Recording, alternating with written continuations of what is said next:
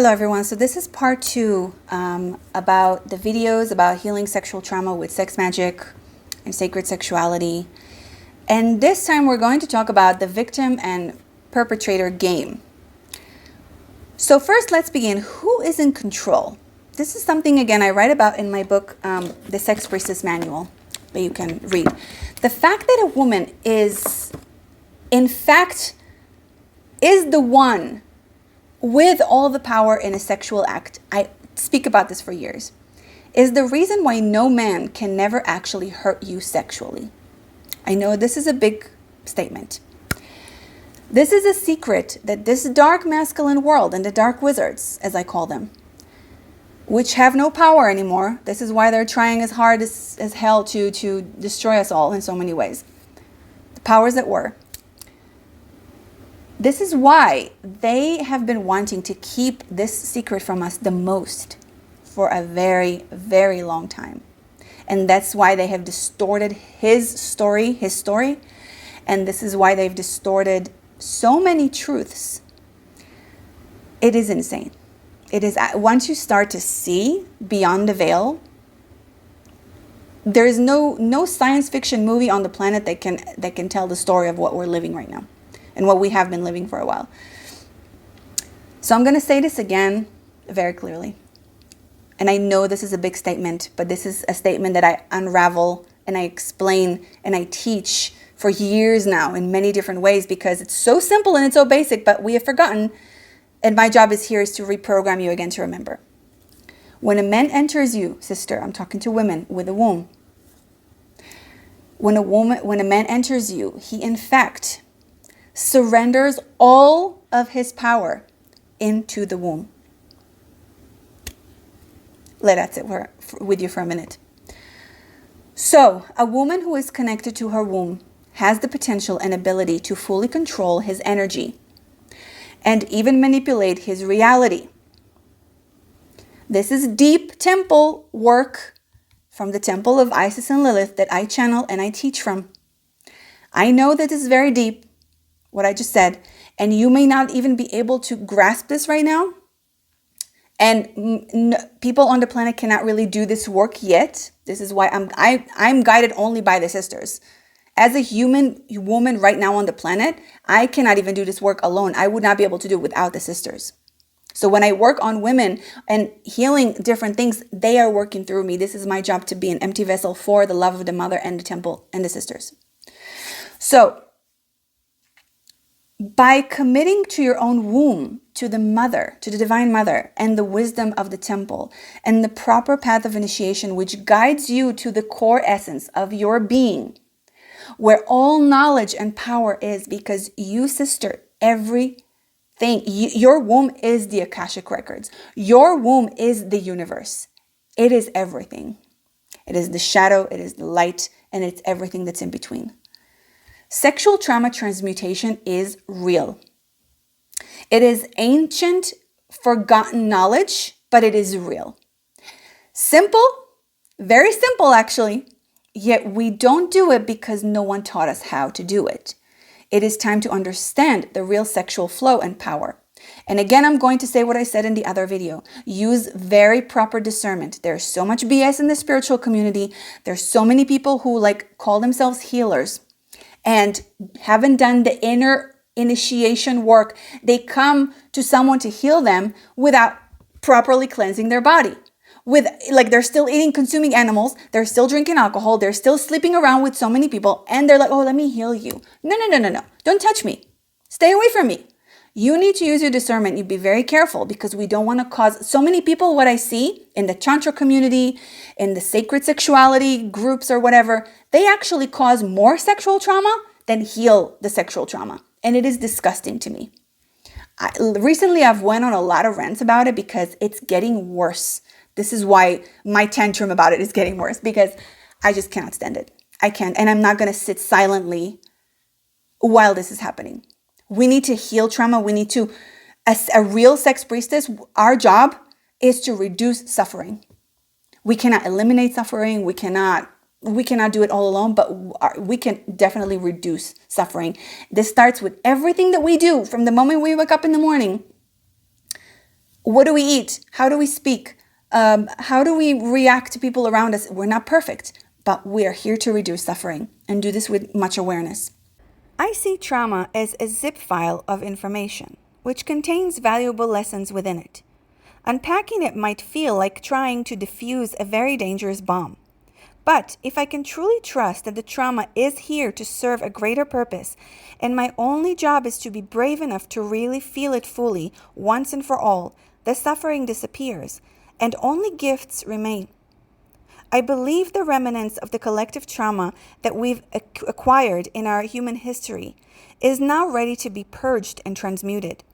And so it makes sense that we would subconsciously evoke conditions similar to those that created the trauma in the first place.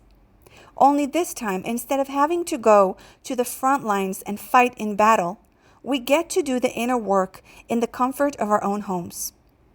Women, sisters, womb holders, priestesses, goddesses, queens, we are the ones who are here to transmute the most shadows into light. This is our gift to the world, and this is as well our burden, but our power, and when we find the true power within us, it becomes our joy. So I want to talk a little bit about what I spoke in the last video about sexualization of children. Our society has become so distorted and dangerous when it comes to the sexualization of children. This issue stems from many factors. I spoke about it in my gender confusion video that I did. One being that our own inner wounded child is traumatized, and so we have created a collective consciousness mirror reflecting a consciousness of trauma. One of my greatest life mission is really to awaken humanity to the evil that's being done to children on our planet as well as to animals. My main purpose is to create a safe and free home for both animals and children, because until we do this, we will not evolve. This is just basic truth. And it affects everything that we do. The way we treat animals and children and the womb is how we evolved. It's a reflection of our evolution. And we also are not going to be free and sovereign from the dark forces. We're just not. And you can ignore that there's darkness. You can say, oh, it's all light and love, and you can't talk about the dark. No. I'm sorry. This is not what I do. You don't want to hear about the dark forces? Don't listen to my videos. I'm here to speak the truth. This exists, okay? And we cannot sit in silence and we cannot ignore it, because you can sit in a yoga pose all day and think that everything is light and love, and you can ignore it, but it's still going to be there, and it's still going to affect you. It's still going to affect your body, your consciousness, and everything that you do. It's going to affect not just your sex life, what I talk about this channel. It's going to affect your relationships, and relationships is everything really. It's going to affect your health, your mentality, everything. So we have to wake up. Knowledge is power. Only when we know what black magic is can we counterpart it with white magic, with love, with light. Now we come on with the light, but only after we know about the shadow. If we don't know about the shadow and we're just like sitting in the light all day, it's not going to help anyone. It's not going to move any energy in the universe. It's not going to transmute anything. The power of a spiritual warrior is to transmute. But how can I transmute shadow if I don't acknowledge the shadow at all? It's not possible. The sexual abuse of children is, in fact, the worst black magic that there is on our planet, next to the blood sacrifice of animals and humans that I speak about a lot. We can only evolve as humanity when we begin to master and mature with the use of our sexual energy and to take full responsibility with it. Now, let's talk about the creation of a predator. People who sexually abuse others often have a sacral chakra that is absolute chaos and in severe misalignment. When this chakra is so distorted, it opens a gateway to lower entities as well. These individuals carry deep pain that manifests through shadow sexual energy.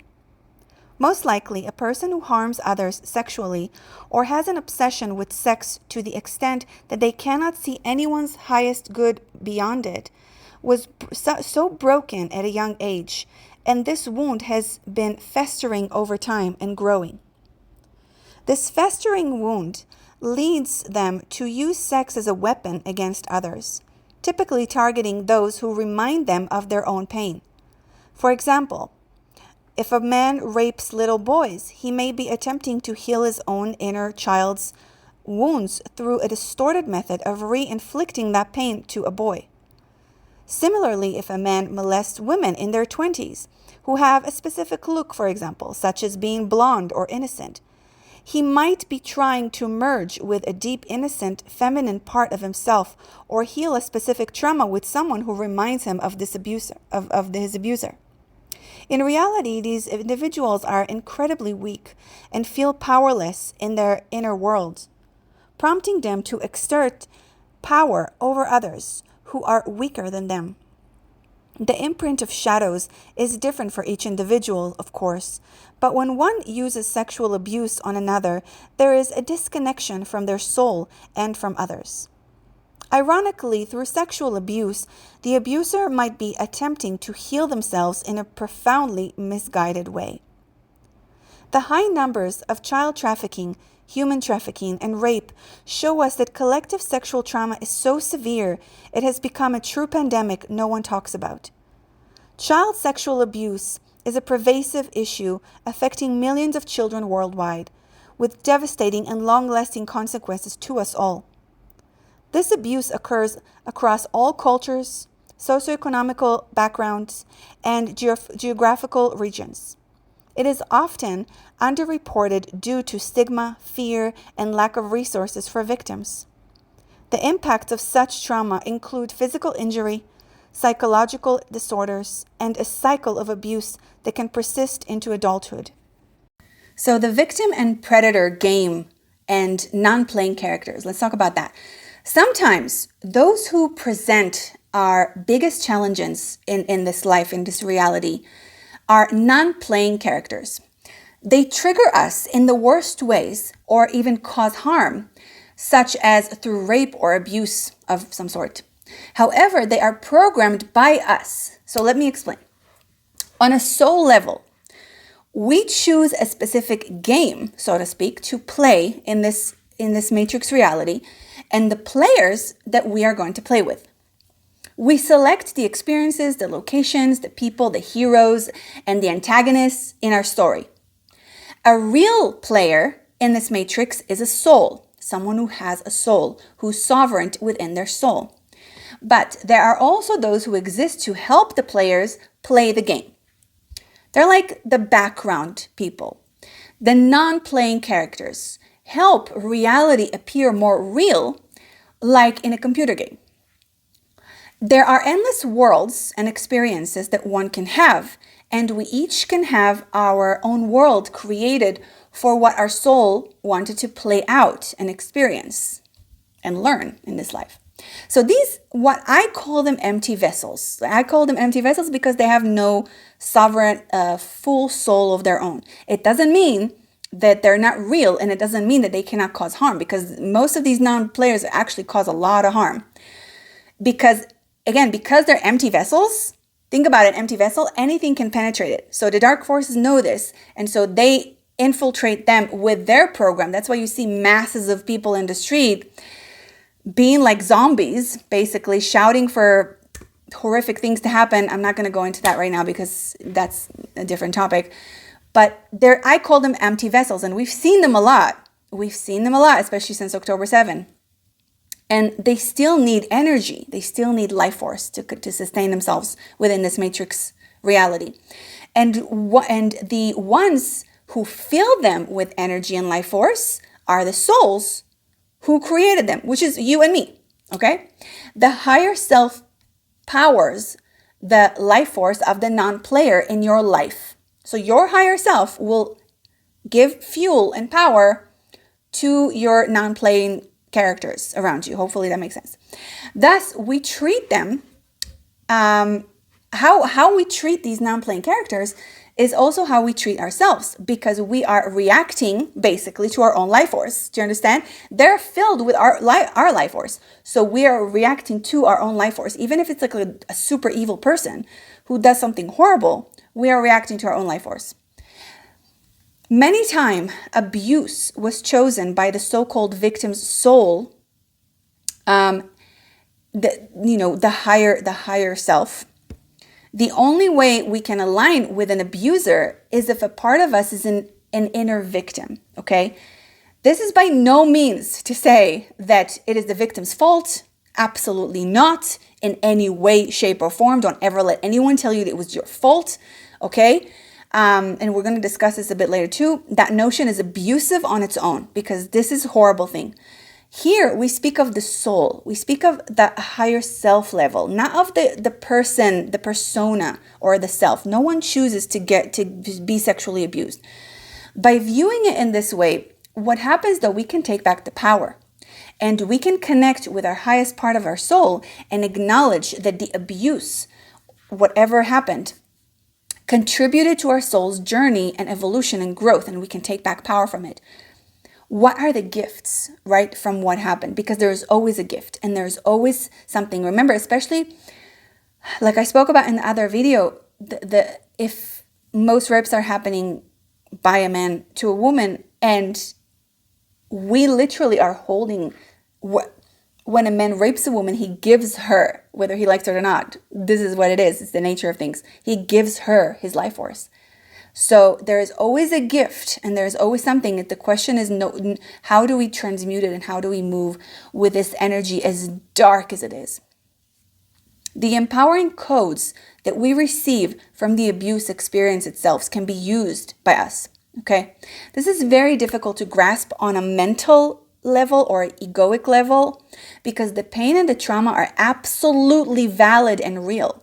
So even if we talk about non-playing characters and like empty vessels, the pain and the trauma is real. And it's nothing to push away or like we have to acknowledge that. Nevertheless, we can still explore different layers of our soul and see everyone, including an abuser, as a character we chose to play in our movie, as a messenger or a teacher or a catalyst for our growth. Now, let's talk about using sex magic and Tantra to heal sexual trauma. Just get a sip of water here. Okay. So healing from sexual trauma, by the way, is a very courageous and transformative process. Tantra and sex magic can offer profound pathways to reclaiming personal power, healing the wounds, and cultivating a deeper connection with oneself and others. Remember, healing is unique to each individual, and it's okay to seek help and support along the way. And by the way, I want to say something. I use the word Tantra in this video, and I want to just be clear that I do not use the word Tantra in the way that it's been taught today. I don't agree with most of the Tantra world. I use this word in order for people to come and seek this knowledge, because a lot of people don't necessarily seek sex magic. They seek Tantra. They think Tantra is the sacred sexuality path. It's the only sex, but it's not the only path. And it's also, again, been infiltrated today. So we have to be very discerning with the teachers we choose and what we choose to listen to and who we choose to work with. So I don't even consider myself a Tantra teacher. I'm not. There are elements in Tantra that I teach, but it's because, Tantra is a very ancient way of life and teaching. That's a whole set of videos right there that I'm not going to go into. What I teach and the knowledge I bring is from the temple of Isis and Lilith, directly from source, okay? So everything that I teach about sexual alchemy is from there. I use the word Tantra for people to, it's easier for people to connect to this knowledge because they know the word Tantra, okay? So remember, healing, again, I'm going to repeat that. Healing is very unique for every individual, and we really, really need to seek help and the right support in this path. Tantra and sex magic empower individuals to reclaim their sense of power and agency over their body and sexuality, if done correctly, of course. Not all Tantra and not all sex magic teachers will teach you the same thing. You gotta be you gotta feel yourself, and you gotta trust yourself and ask for the right information to find you in the right time. Be very discerning. These practices emphasize consent, boundaries, and honoring personal sovereignty, creating a safe space for healing to align and to begin. Tantra and sacred sexuality teachings encourages deep connection with oneself and others, fostering a sense of trust and safety. Practices like shadow work, eye gazing, breath work, mindful touch, people can gradually help us reconnect with our bodies and emotions, paving a way for a deeper healing practices from past trauma, which again I cannot share on this internet. The real work that you do with sexual alchemy, any work, trauma or non-trauma, you cannot share it on YouTube. It's not possible, or on social media. So,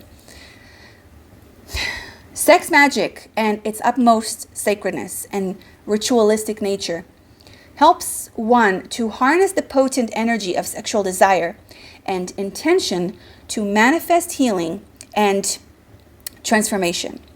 By channeling this energy through ritual and visualization, individuals can release blocked emotions, heal wounds, and cultivate a positive relationship with their sexuality. In my Sex Priestess initiation, I talk about all the time. I go over many practices that I cannot, again, share in public. This is not possible. And I will never share this in public. Not even in my online course, I will share most of the practices because it has to be done with the power of a sisterhood, with the power of the wombs physically being next to each other.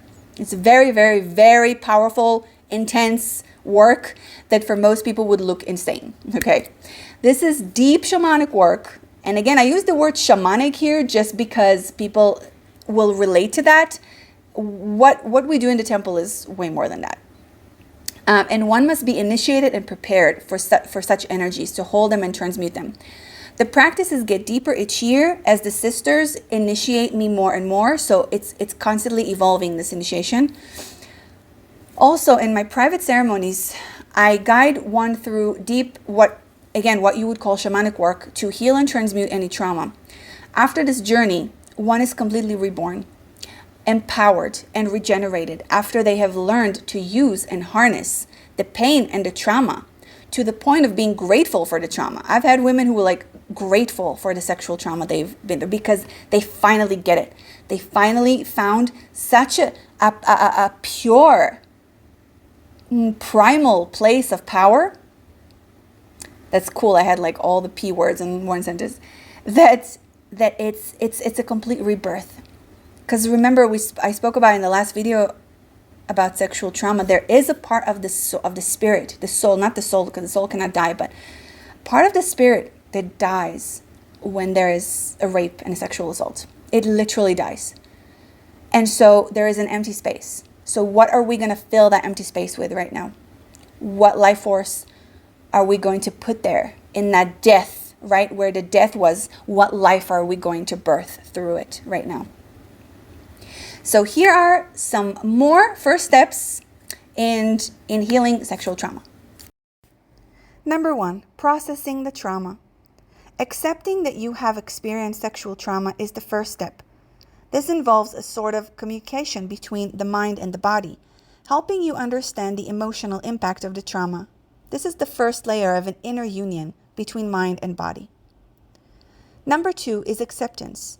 Sexual trauma often causes feelings of powerlessness, impurity, and victimization.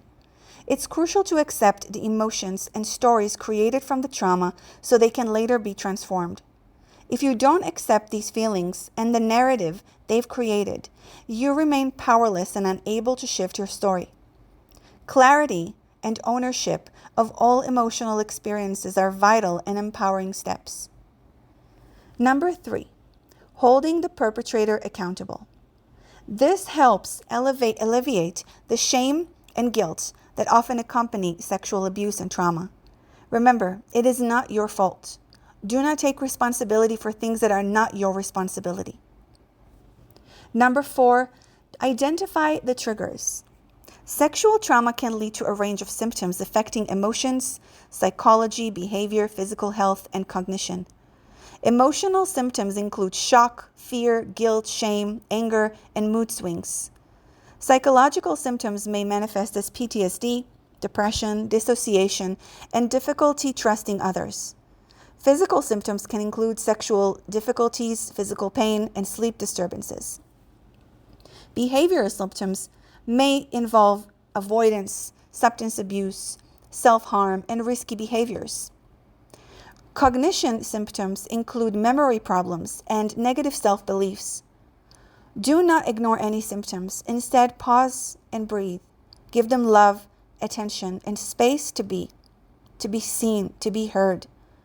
Breathing exercises, readily available on YouTube these days, are a great practice to start with each day, as well as a clean diet. So, if you feel triggered to be around men, don't have a male healer or therapist. Find women who embody their energy that you need now. Do not trigger yourself more. If you feel triggered by being in a nightclub with drunk people, don't go to these environments. You get the point. Please subscribe, like, and share so I can continue making these videos and share the work of the temple. And may the goddess bless you all.